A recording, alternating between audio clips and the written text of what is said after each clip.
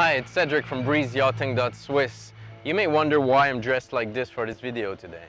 But today is a special day because we're at a Gulf shipyard where a beautiful Pershing 72 2011 is being refitted, and she is now for sale, so let's go and have a look at her.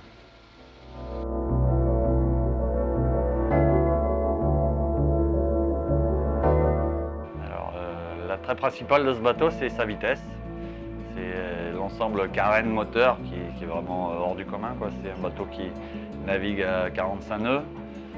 Pour un bateau de cette taille, c'est quand même plus que raisonnable.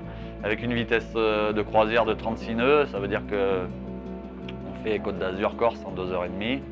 Et voilà, et même si la mer n'est pas toujours très bonne, la carène est vraiment exceptionnelle. C'est un très bon navigateur. I would like to focus on the 5 best features of this yacht.